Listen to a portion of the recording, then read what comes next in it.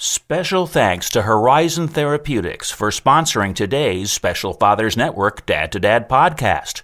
Working tirelessly to research, develop, and bring forward medicines for people living with rare and rheumatic diseases. Discover more about Horizon Therapeutics' mission at horizontherapeutics.com.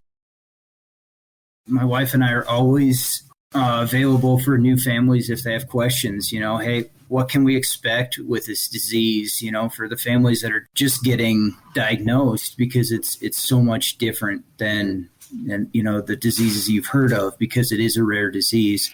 That's our guest this week, Remi and Knakmuhs, a structural project engineer and a father of three, including 3-year-old twins Remi and Kennedy, who has PFIC, a rare genetic liver disorder. We'll hear the Knakmuhs family story and how Remi and his wife Emily have navigated the ups and downs of raising a young child with special needs. That's all on this Special Fathers Network Dad to Dad podcast. Say hello to David Hirsch.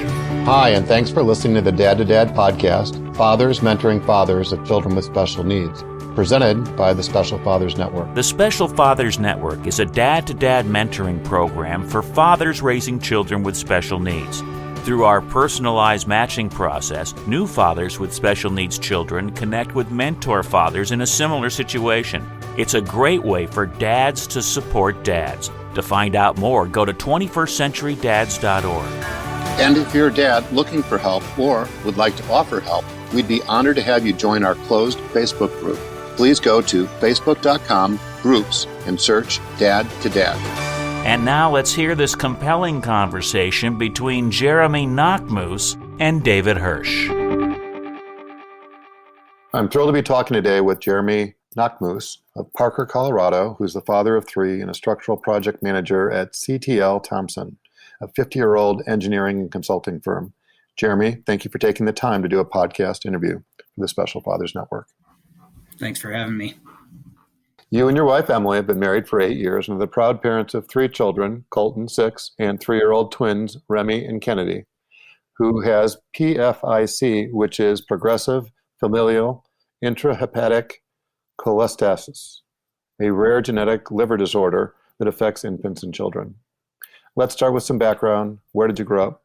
Tell me something about your family. My family grew up in southwest Minnesota. My dad was a farmer for a lot of years, then switched to construction, which ultimately led to our moving out to Colorado with the housing boom back in the 90s. So I have an older sister and younger sister, and then my mom has since remarried and have an older stepsister and older stepbrother as well. Excellent. You mentioned that your dad was a farmer and then a contractor. Yes, correct. And did you spend more time with your dad or your mom and your stepdad when you were growing up? Mom and stepdad, for the most part, they had more custody, and then my dad on a couple nights and weekends here and there. And then I was able to get a lot closer with him during college years. He had moved back to Minnesota. I was in South Dakota, so we spent a lot more time together during those couple of years. Okay. And out of curiosity, what did your stepdad do for a living? He was also a contractor, or worked with home builders, but more on the customer service side of things, but also in the same line of work. Okay. And how would you describe your relationship with your dad and then separately your stepdad? Very close with my dad, get together with him quite often.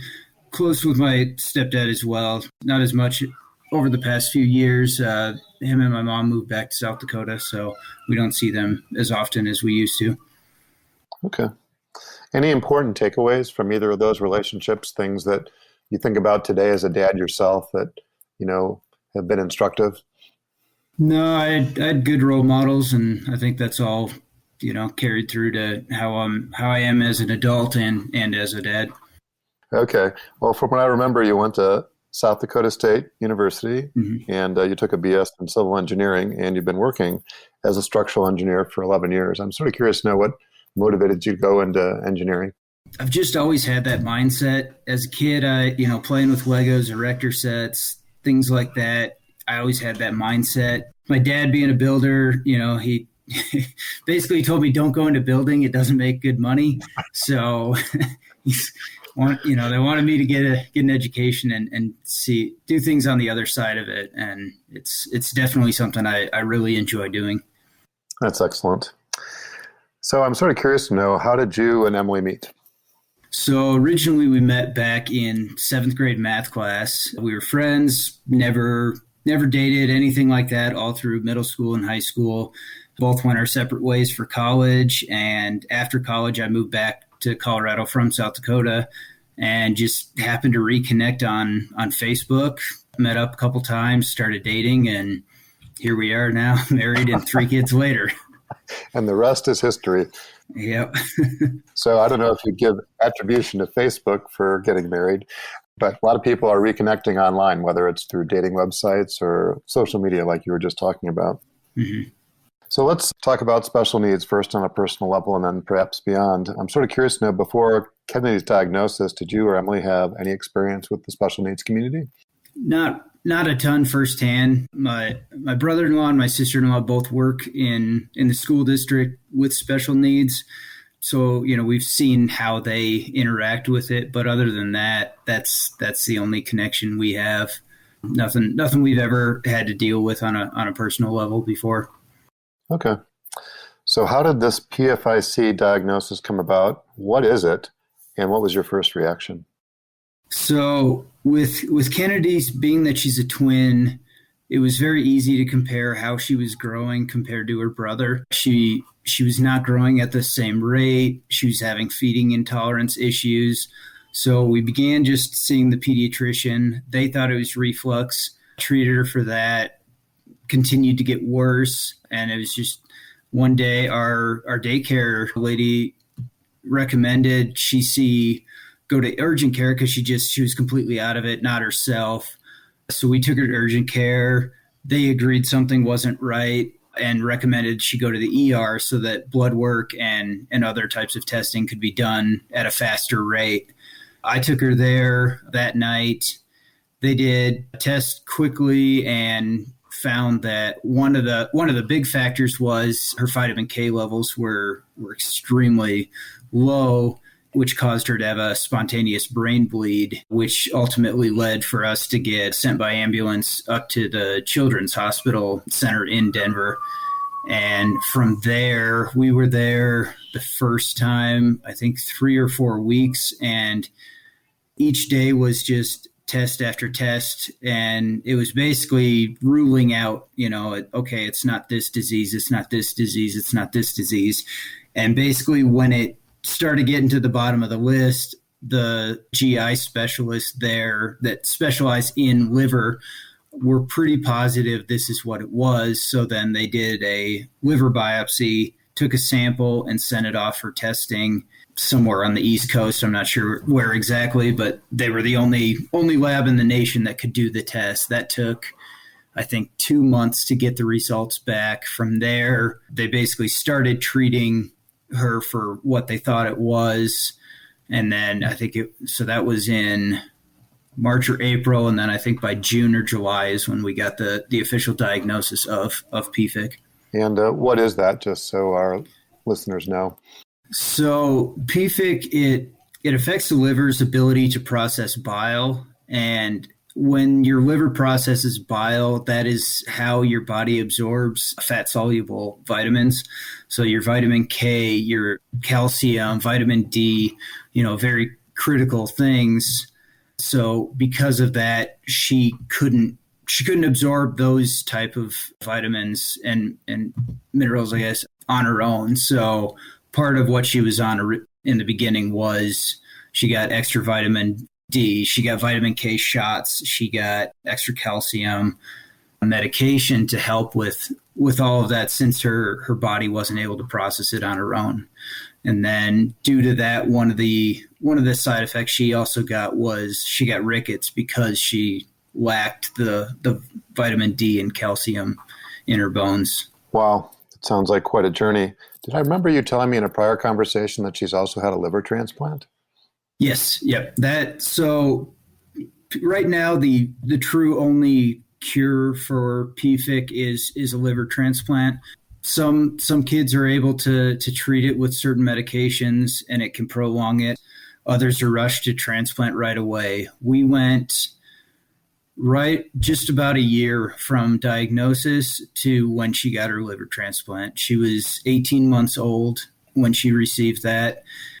So that's basically what for her it ultimately led to, and what it took to get there was when the bile backs up in the liver, one of the biggest side effects is itching. And the kind of slogan for PFIC is stop the itch. So kids itch all the time. They itch until they bleed all over their body. No amount of lotion or anything helps. She was on, prior to transplant, she was on 3 anti-itch medications that, I don't know if they helped or not. I would hope they do, just if she had itched more. But so that was part of it. And then the final straw for Kennedy on needing the transplant was her spleen was starting to enlarge. So basically there was so much damage done to the liver that it was going to make its way to the spleen. So by doing the transplant, they basically saved everything else. And then with transplant, it's not like there's just available livers all over. So we just, basically Facebook again. My older sister did a Facebook blast, and it was looking for liver donors because it's an organ that you can give just a portion of the liver to, and for the donor, it'll regenerate and no issues. For Kennedy, that piece of the liver grows and becomes a full functioning liver. So we had responses from all over the country. It was just insane how big that network became. And we ultimately, we read through dozens, if not more, emails of people that responded that wanted to help. And we ultimately chose Caitlin Roth, mainly just because of how she reached out.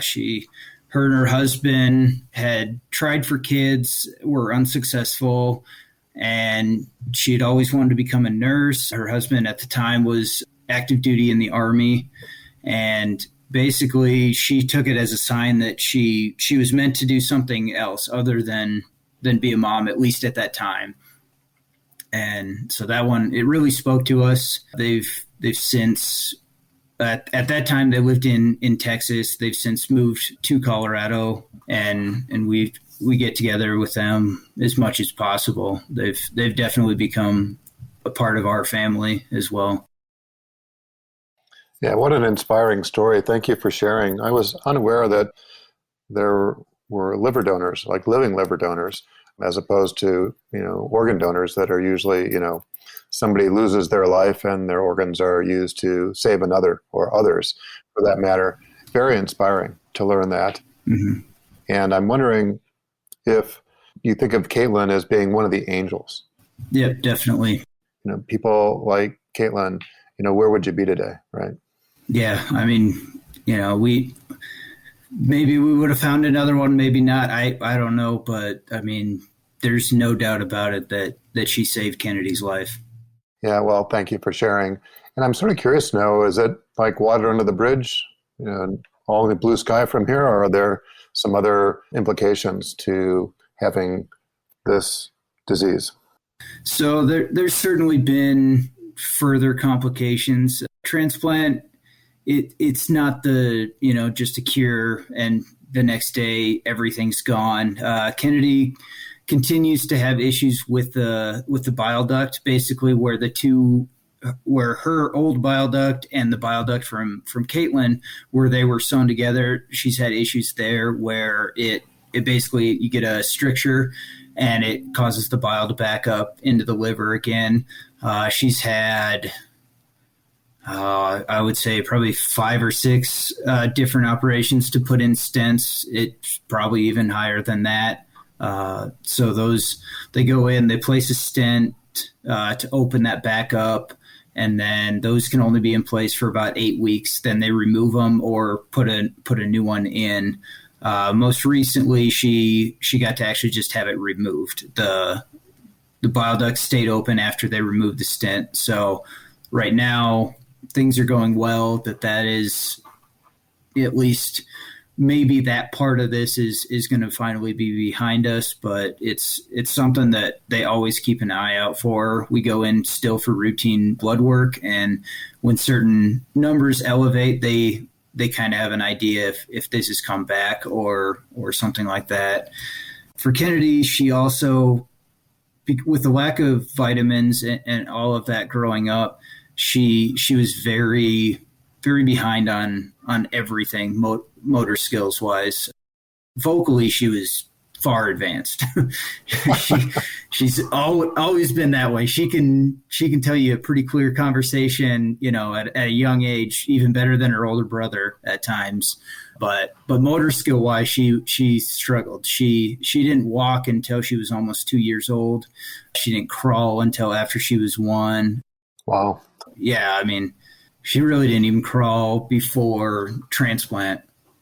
One of the other things with her feeding intolerance prior to transplant, she also was tube fed. So we started with a nasal tube, and then with either her or her brother pulling that out, that got switched to a gastric tube through her stomach wall for mainly safety reasons. So she had her little pump that she was connected to, and I built her a little cart so it would roll around the floor, next to her. And then at one point when she was actually starting to lose weight, they switched her to IV nutrients through a PIC line, a central line. And then she got TPN for several weeks at least, basically until she started kind of making that curve back into the growing process. So all of that after transplant, she still had a long way to go. She still goes to physical therapy about once a week. She also went to occupational and speech therapy to help with her feeding after transplant and just fine motor skills. Right now, her biggest thing that we're working on is still just getting lower body strength. She favors one side, always favors her left side for whatever reason. But so now it's really trying to strengthen her whole body so that she can be more of a kid. Yeah, well, with all that you've described, it's hard to remember that she's only 3 years old. Mm-hmm. I'm sort of curious to know if there was any meaningful advice, if you can look back over the last 3 years and pinpoint if there was any advice that you can look back on with the benefit of hindsight that seemed to be instrumental along the way. I think for us, it's trusting our gut, because for so, this might have been able to be caught sooner before, the brain bleed happened and all that. We knew something wasn't right with her, the way she was growing versus her brother. It just, something seemed off, and we kept asking, and we kept kind of getting the runaround from our pediatrician. And, hindsight looking at it now would be, I wish I would have pushed harder, to go see a specialist, and, maybe we could have caught some things earlier. Because of how her disease progressed, I don't think that it would have saved her the transplant, but maybe we would have known about it sooner, and she could have gotten the help she needed sooner. But, that's the part that, it's wish could have, pushed earlier. It was one of those, we had it in our gut that something wasn't right, and, but yeah, it's always trust your gut on a lot of things. Yeah, well, the way I've heard it phrased before is that you know your kids better than anybody else. Mm-hmm. And with no disrespect to any professionals in the medical profession or otherwise, you need to listen to what's on your heart. And, maybe that's just another message for moms as well as dads to lean in, right? Don't be passive. Don't take this wait and see attitude. If it doesn't feel right or look right, to be more intentional, be more proactive. Yep, absolutely.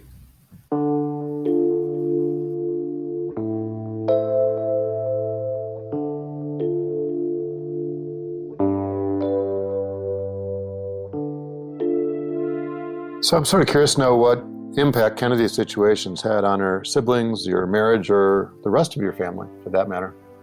It's affected everything.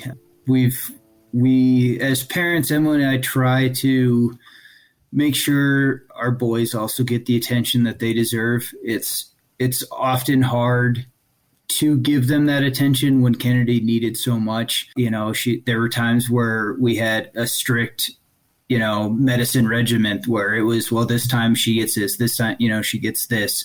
The multiple doctor's visits, we were counting it up at one point. She's had over 200 nights in the hospital as well. So that's nights that one parent isn't home. So, one of us is here taking care of two kids. One is there. For my wife, Emily, she was forced to leave her job because of how much care Kennedy needed in the beginning. It was basically, she ended up leaving her job because I made more money. So that was, had she made more, I would have been the stay-at-home dad. It was just, we had to do what our family needed, for the kids and financially and all of that. So that's definitely taken a toll on everything. She was a legal assistant at a law firm, and she was very successful, but it's something that she gave up to take care of our kids and Kennedy specifically. So that's definitely, been a strain. Our boys, we can tell they'll act out when I think, there's something big going on with Kennedy, where they know that they're not getting as much attention as maybe they do on other days. So we've definitely tried to give them one-on-one time when we can, whether it's, I take the boys camping, or boys really love monster trucks. So we've taken them to Monster Jam when we can. And, obviously the last year with COVID, we couldn't go to those, but we try to do those things just with them so that they get some one-on-one time, and that definitely helps with them. With our marriage, it's definitely been tough. We were fortunate. My company had an employee assistance program that provided counseling. So for a long time, Emily and I were going to counseling, not necessarily marriage counseling. It was more, how do we learn to cope with a child with a rare disease, and how do we still be good parents to our other kids, and how are we there for each other, and that definitely helped. Anybody going through this, I would highly recommend getting the help like that. Even Colton, our oldest, is gone to a couple of those, just because they can't always communicate with us what they feel as well. So it's definitely, put a strain on all of that. Because of tube feeding and all of Kennedy's issues, she was in our room until I think just about 2 years old. So that was 2 years of not having, privacy with me and my wife, and it made things, a lot more difficult to get by. But it's something that, we worked on, and if it weren't for our extended family, we also wouldn't have gotten through all this. And my wife Emily's mom, Kathy, she's been our savior. She's retired, but she drops everything she's doing to help watch kids if Kennedy's in the hospital, or even come sit in the hospital with Kennedy so we can just go outside for a walk or go get lunch and things like that. She's been amazing. My sister-in-law, Courtney, she'll watch our boys anytime we gotta, run to the hospital or things like that. Between her and my mother-in-law, they watch our boys for the first week we were in the hospital, because we were in the ICU and neither one of us was leaving. So we were staying there with Kennedy. And then, I got a brother-in-law, Daug. He's always the go-to to bring lunch or dinner. He works near the hospital, so I don't know how much he's spent on food for us, but I'm sure it hasn't been a little amount. He's always good to help out, and my brother and sister-in-law, they've brought our family a lot of dinners, and my younger sister's helped out sending DoorDash, and so it's without them, I don't know how we would have gotten through this. They've all been tremendously helpful. Yeah, well, thanks for sharing. And, you're fortunate that there are extended family members that can be there because it was just the two of you. Like you said, the story would be quite a bit different, right? It's stressful enough just based on what you've described. And, it certainly takes some of the stress out of it, if you've got that support network doing this, doing that, and just allowing you to have little bits of normalcy right here and there. So have there been any supporting organizations that you've relied on either for Kennedy or for yourselves that we haven't talked about?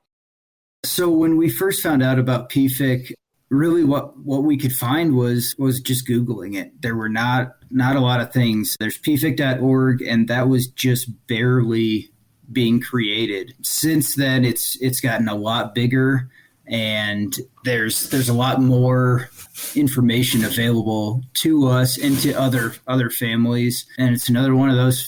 Facebook is really helped. There's a PFIC page. We use it to, meet new families. My wife and I are always available for new families if they have questions. Hey, what can we expect with this disease? For the families that are just getting diagnosed, because it's so much different than the diseases you've heard of, because it is a rare disease. So it's a lot to process. So we try to stay in contact with that. My wife has been on a lot of support teams and stuff like that with other moms, and we've also worked with Donate Life Colorado since Kennedy's donor recipient. So we've gone to different events that they've held and things like that. There's organizations through the hospital that's helped us. Some that have help get us meal vouchers for at the hospital. Some that have even helped pay some bills while we're there. It's the hospital that helped us get onto Medicaid for Kennedy as well, so that they at least help with some of the expenses that our basic insurance doesn't cover. And they even helped get it so that Emily gets paid a small portion to take care of Kennedy, since she's unable to work. She qualified to do that as well, so that at least helps supplement some of the income that we lost when she had to leave her job. Excellent. Well, thanks for mentioning that. And I'm wondering what relationship you've developed with this Albireo Pharma. What's the connection there? So they're a pharmaceutical company that's working on more of treatment for PFIC that would hopefully eventually lead to kids not needing a transplant, whether it's medication for life or something like that. It's still better than a transplant. I mean, Kennedy will still always be on medication for life with her anti-rejection meds.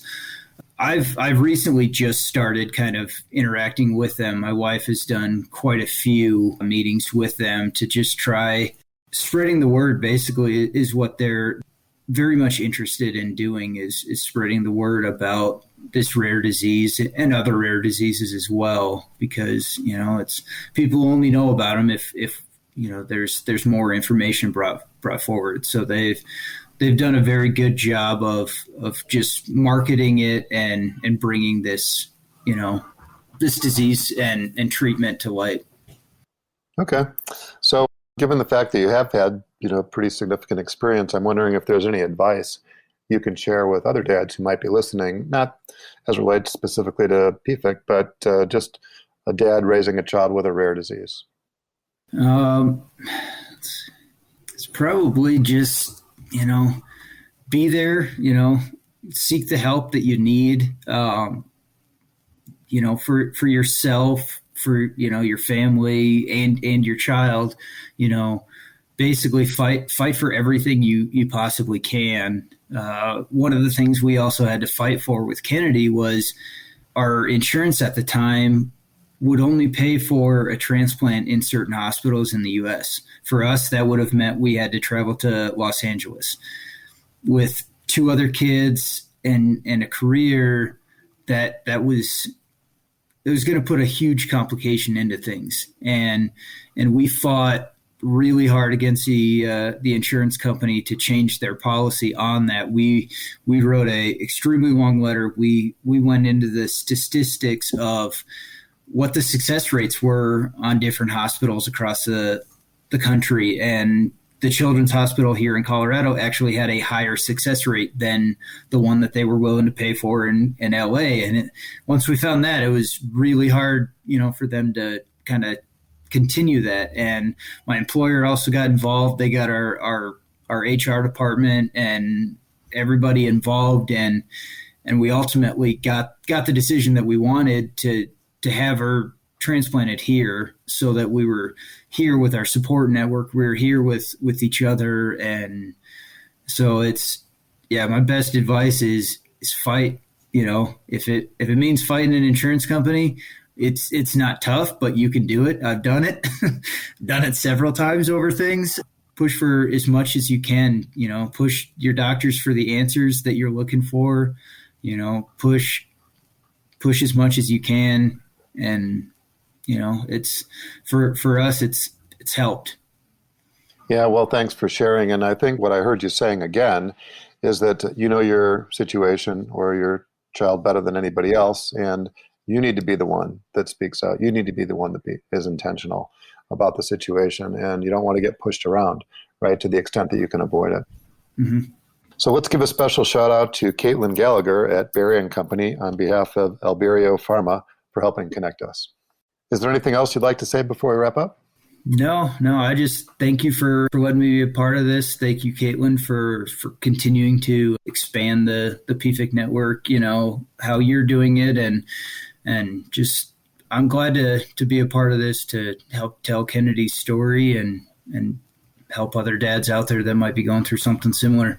If somebody wants to learn more about the PFIC network, Alberio Pharma, or to contact you, how would they go about doing that? Best way for PFIC is just pfic.org. And you can feel free to post my email address if you want to on the podcast, and anyone is always welcome to reach out. I'm always willing to talk. Excellent. Well, we'll include those in the show notes, so it'll make it as easy as possible for somebody to follow up with you. Jeremy, thank you for taking the time and many insights. As a reminder, Jeremy is just one of the dads who's part of the Special Fathers Network, a mentoring program for fathers raising a child with special needs. If you'd like to be a mentor father or are seeking advice from a mentor father with a similar situation to your own, please go to 21stCenturyDads.org. Thank you for listening to the latest episode of the Special Fathers Network Dad to Dad podcast. I hope you enjoyed the conversation as much as I did. As you probably know, the 21st Century Dads Foundation is a 501c3 not-for-profit organization, which means we need your help to keep our content free to all concerned. Would you please consider making a tax-deductible contribution? I would really appreciate your support. Jeremy, thanks again. Thank you. And thank you for listening to the Dad to Dad podcast, presented by the Special Fathers Network. The Special Fathers Network is a dad-to-dad mentoring program for fathers raising children with special needs. Through our personalized matching process, new fathers with special needs children connect with mentor fathers in a similar situation. It's a great way for fathers to support fathers. Go to 21stCenturyDads.org. And if you're a dad looking for help or would like to offer help, we would be honored to have you join our closed Facebook group. Please go to facebook.com/groups and search Dad to Dad. Also, please be sure to register for the Special Fathers Network bi-weekly Zoom calls held on the first and third Tuesdays of every month. Lastly, we're always looking to share interesting stories. If you'd like to share your story or know of a compelling story, please send an email to david@21stCenturyDads.org. The Dad to Dad podcast was produced by Couch Audio for the Special Fathers Network. Thanks again to Horizon Therapeutics, who believe that science and compassion must work together to transform lives. That's why they work tirelessly to research, develop, and bring forward medicines for people living with rare and rheumatic diseases.